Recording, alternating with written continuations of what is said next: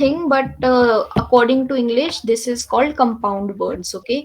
और ये बहुत ज्यादा या बहुत बड़ा ग्रामर टॉपिक नहीं है, बट ये काइंड ऑफ सिंपल कर देता है आर्टिकल्स पता करने के लिए, ओके। We'll see how. अगर इंग्लिश के अकॉर्डिंग से एग्जाम्पल दे तो for example rain is a noun, coat is a noun, इन दोनों को मिला के क्या बन गया, rain coat, right.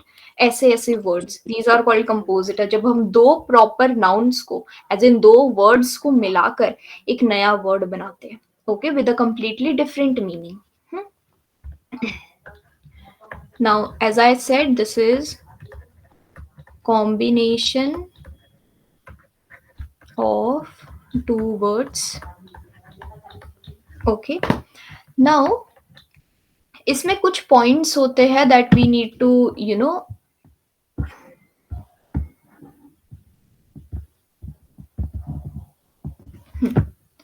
There are some points that we need to pay attention. जैसे हम इंग्लिश में करते हैं, हम वर्ड एज इट इज को मिलाकर वर्ड बना देते हैं। फॉर एग्जाम्पल बर्थ डेट और बर्थ डेट हो गई वो, राइट। एज इन कोई हम एक्स्ट्रा वर्ड या अल्फाबेट उसमें ऐड नहीं करते, right.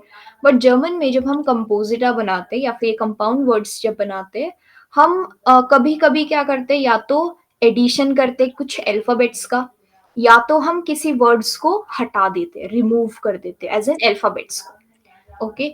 So we there is addition of either S या फिर N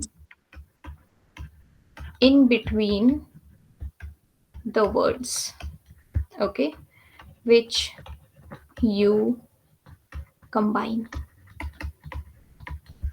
For example, the Arbeit is a noun, right, which means the work, and इसको हमने ऐड करा दी साइट के साथ, टाइम, द टाइम। नाउ अगर हम इसको इंग्लिश के अकॉर्डिंग देखें, so work plus time is equals to work time, right. हमने इसमें कोई एक्स्ट्रा एडिशनल अल्फाबेट ऐड नहीं करा, राइट। बट जर्मन में we add S here, okay, the Arbeits s site, okay, so s is added। now one doubt could be here कि पता कैसे चलेगा कि s आएगा n आएगा। उसके लिए we don't have any such things कि देख कर पता चल जाता है कि s आएगा या n, that is kind of fixed। now coming to second point, जैसे हमने एडिशन करा s का, नाउ कभी कभी we remove some letters, okay, so some letters are removed or omitted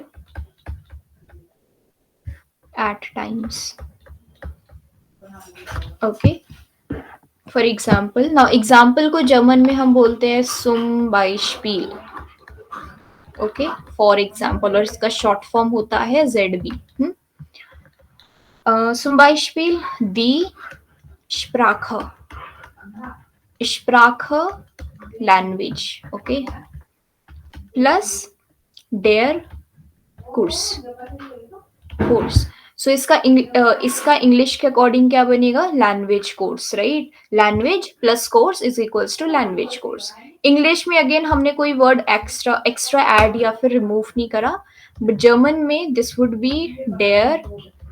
now स्प्राक कोर्स हमने ई रिमूव करा, राइट।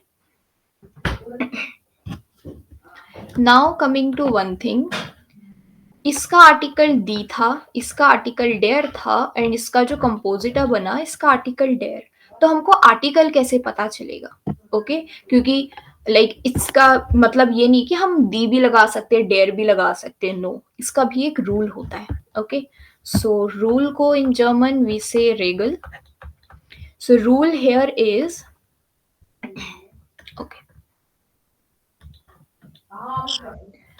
द जेंडर या फिर article of the new word is dependent on the last word. Last word या फिर base word बोलते हैं हम. ओके, सो उस पे डिपेंड करता है. एज इन यहाँ पर लास्ट वर्ड क्या है, कुर्स था. सो इसका आर्टिकल क्या था, डेयर. तो कंपोजिटा का भी आर्टिकल क्या होगा, कुर्स, सॉरी, बेस वर्ड के आर्टिकल की तरह मैच है, एज इन सेम होगा. Okay, any doubt? No ma'am.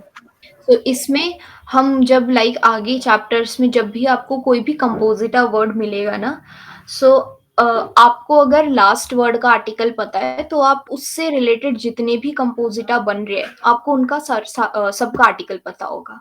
Okay, सो कंपोजिटा इस चीज में हेल्प करता है, आर्टिकल्स इजी पता चल जाते हैं. फॉर एग्जाम्पल यहाँ पर इट इज डेयर cafe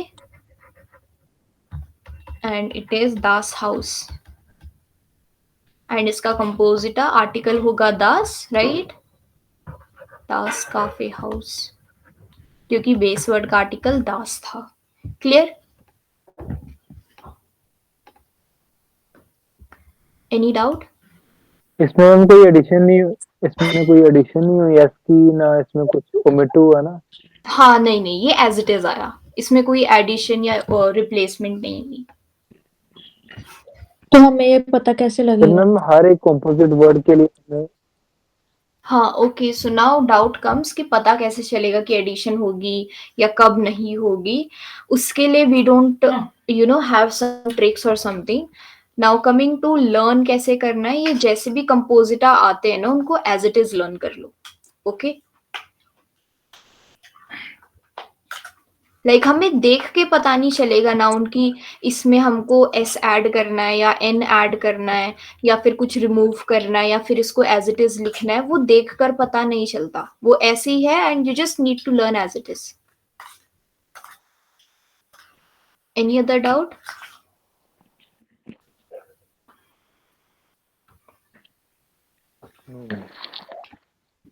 okay, now I will write some nouns. Okay, उसके compositor you will be forming. Okay, first one is der Regen and second is der Mantel. Regen means rain, Mantel means coat. So इसका compositor क्या बनेगा with article? Raincoat. हाँ, der Raincoat. Regen Mantel, मानते. raincoat. Okay, now second one is der Apfel and it is der Baum. Apfel is apple, Baum is tree. So इसका कंपोजिटा क्या बनेगा? एप्पल बाउम. Correct, der Apfelbaum. Apfelbaum, apple tree. Okay, now coming to third, we have the Sonne means sun and it is the Brille which means glasses. So इसका कंपोजिटा क्या बनेगा? The Zonbrella. हाँ, नाउ यहाँ पर हम n ऐड करते हैं, the Sonnenbrille. Okay, sunglasses. Now fourth is the Straße means street and we have the Lampe which means lamp. So इसका कंपोजिटा क्या बनेगा? The Straßenlampe. हाँ, यहाँ पर अगेन हम n ऐड करते हैं, the Straßenlampe, street lamp.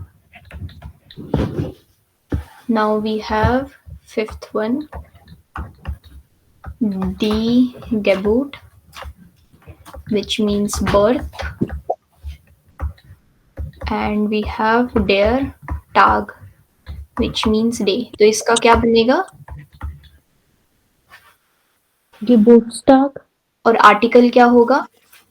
There, correct, क्योंकि बेस वर्ड का आर्टिकल डेयर है, राइट? सो डेयर, और यहाँ पर हम एस ऐड करते हैं, डेयर गेबूट्सटाग। ओके, ये तो गैस वर्क हुआ। Please repeat. ये तो गैस पे बेसिस है। I didn't get it, please repeat. I mean ma'am के जो मन करता है कुछ ऐड कर दिया, मतलब पता तो नहीं है।